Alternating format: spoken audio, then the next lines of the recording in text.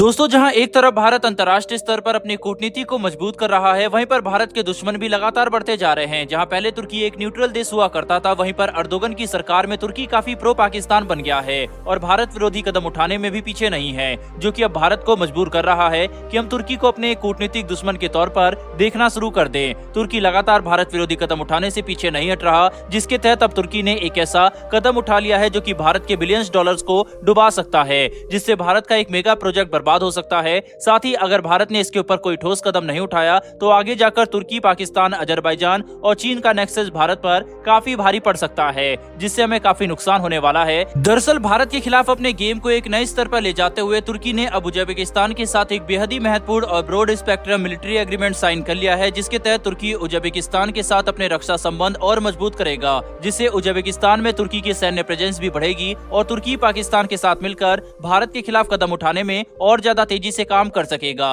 Uzbekistan Bharat के लिए इतना महत्वपूर्ण इसीलिए है क्योंकि उज्बेकिस्तान की सीमा अफगानिस्तान से मिलती है और उज्बेकिस्तान भारत के INSTC प्रोग्राम का एक काफी महत्वपूर्ण हिस्सा है, जिसके तहत भारत सेंट्रल एशिया और यूरोप तक अपने ट्रेड रूट्स का विस्तार करना चाहता है, जिससे चाबहार बंदरगाह और उज्बेकिस्तान की एक काफी महत्वपूर्ण भूमिका होने वाली है। भारत की मौजूदा योजना के हिसाब से चाबहार बंदरगाह, जो कि ग्वादर बंदरगाह से मात्र 200 किलोमीटर की दूरी पर है, हम इसका इस्तेमाल करके अफगानिस्तान तक अपना सामान बिना पाकिस्तान की सहायता के पहुंचा सकते हैं। जिसके बाद क्योंकि उज्बेकिस्तान और अफगानिस्तान की सीमा आपस में मिलती है, इसीलिए उज्बेकिस्तान का इस्तेमाल करके भारत सेंट्रल एशिया तक अपना सामान को बिना पाकिस्तान की सहायता के पहुंचा पाएगा, जिससे भारत अपना व्यापार सेंट्रल एशिया और रूस तक बिना किसी परेशानी से कर सकेगा, जिसका भारत और सेंट्रल एशियाई देशों के द्विपक्षीय संबंध और कूटनीति पर काफी बड़ा असर पड़ने वाला है। लेकिन अब क्योंकि तुर्की उज्बेकिस्तान में अपनी पकड़ मजबूत कर रहा है और अपना प्रभाव भी बढ़ा रहा है, इसीलिए भारत को उज्बेकिस्तान के साथ अपने संबंध और महत्वपूर्ण योजनाओं में उज्बेकिस्तान की भूमिका पर एक बार फिर से विचार करना पड़ेगा। जिस तरह से तुर्की उज्बेकिस्तान के साथ नए रक्षा समझौते कर रहा है और अपनी पकड़ मजबूत करने की कोशिश करता जा रहा है, ये भारत के लिए काफी परेशानी की बात है,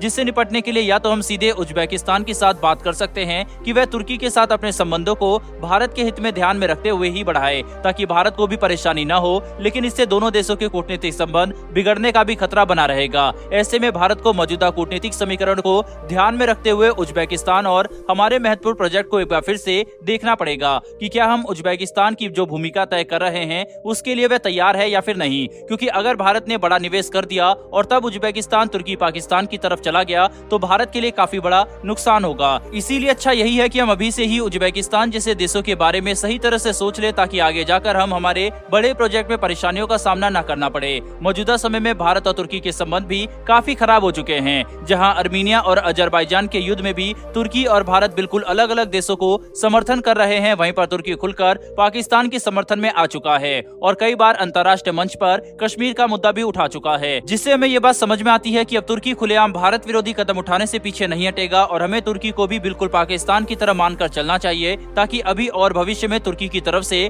आने वाले खतरों का सामना किया जा सके। बहरहाल बढ़ते हमारी दूसरी खबर की तरफ। दोस्तों, ये खबर G20 समिट से निकलकर सामने आ रही है, जहां पर भारतीय प्रधानमंत्री नरेंद्र मोदी ने एक और काफी बड़ा बयान दे दिया है, जिसका प्रभाव पूरी दुनिया में देखा जा सकता है। भारत के इस बयान के बाद यूक्रेन मसले पर भारत का रुख भी पूरी तरह से साफ हो चुका है, जिससे ये बात पता चलती है कि भारत अभी भी शांति और मानवता में विश्वास रखता है, न कि युद्ध में। दरअसल दोस्तों, प्रधानमंत्री नरेंद्र मोदी ने G20 के मंच का इस्तेमाल करते हुए ये बात साफ तौर पर कही है कि यूक्रेन के मामले में हमें ऐसे रास्ते खोजने की जरूरत है ताकि एक बार फिर से सीज फायर और कूटनीति को अपनाया जा सके, ताकि युद्ध जल्द से जल्द बंद हो और जितना नुकसान हो चुका है उसे ठीक किया जाए, जो कि इस बात को साफ तौर पर दर्शाता है कि भारत यूक्रेन मसले का जल्द से जल्द हल चाहता है। यूक्रेन युद्ध 8 महीने से भी ज्यादा लंबे समय से चल रहा है, जिसमें हजारों लोगों की जानें गई है और कई लाखों डॉलर का नुकसान हो चुका है। साथ ही यूक्रेन के अंदर आम जनजीवन भी काफी प्रभावित है। ऐसे में युद्ध को लगातार खींचने का कोई भी तुक नहीं बनता, क्योंकि न तो इससे यूक्रेन को कुछ हासिल हो रहा है और न ही रूस को। तो इस हालात में सबसे अच्छा विकल्प यही होगा कि दोनों देश एक बार फिर से सीज फायर की तरफ बढ़े और कूटनीति का रास्ता अपनाते हुए इस मुद्दे का हल करें। बहरहाल दोस्तों, इस वीडियो में इतना ही। इन दोनों ही विषय पर आपकी क्या राय है कमेंट बॉक्स में लिखकर जरूर बताएं। अगर आपको ये इन्फॉर्मेशन और वीडियो पसंद आई हो तो वीडियो को लाइक करके हमारी आने वाली डिफेंस और वर्ल्ड अफेयर से जुड़ी ऐसी डेली वीडियो के लिए चैनल को सब्सक्राइब कर बेल नोटिफिकेशन अवश्य दबा लें। फिर मिलेंगे ऐसी एक नई वीडियो के साथ। धन्यवाद। जय हिंद।